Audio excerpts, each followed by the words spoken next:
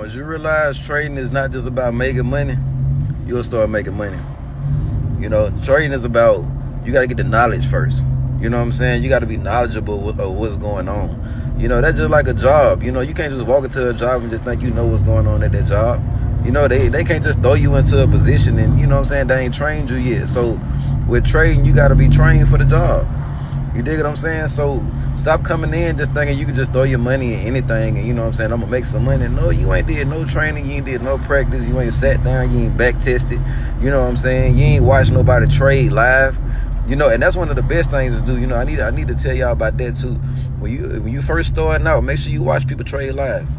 You know, so you can really get a feel of what's going on. You know, and you gotta look at them charts for a while too, just so your eyes can adjust to what's going on. So you can know what a higher high look like and a higher low. You know what I'm saying? And a swing high and a swing low.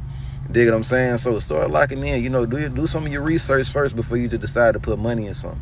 You know, and that's what I tell everybody. That's what I tell anybody that want to get in the trade. Do your research, get some knowledge on it, get educated on it first, and then we can start talking about making money.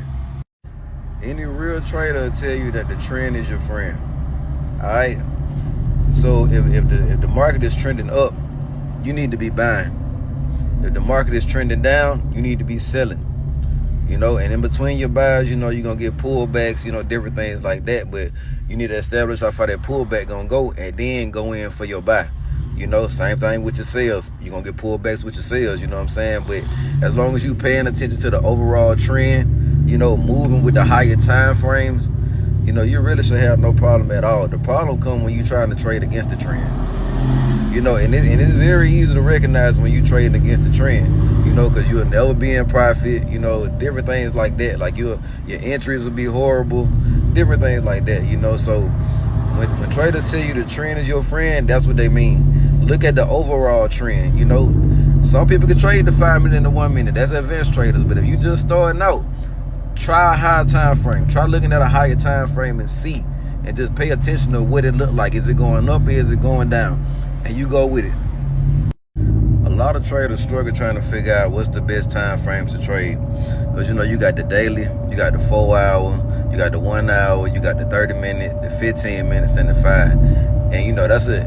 With all those time frames, you really only supposed to stick to 2 of them. You know what I'm saying? And to me, the best time frames that I found to trade, you know what I'm saying, over my 3 years of learning, is the 4 hour and the 5 minutes.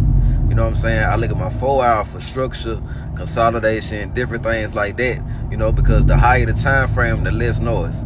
You know, if you ask any trader, they're going to tell you higher time frame is key. So I stick with the 4 hour, you know what I'm saying? And then when I get a move of what I'm looking for, then I drop down to a smaller time frame. And you know what I'm saying? I follow that move. You dig what I'm saying? I can make more entries. I can keep going. I can, you know, I can do it like that. But the thing about the 4 hour and the higher time frames is less noise. It's less choppiness. You know what I'm saying? You really can understand the market by looking at the higher time frames. You know, because some people trade the 5 minute and the 1 minute, but that's so much movement. You know, that's so much to look at. So I like to keep a higher time frame and trying to, you know, just follow the overall trend.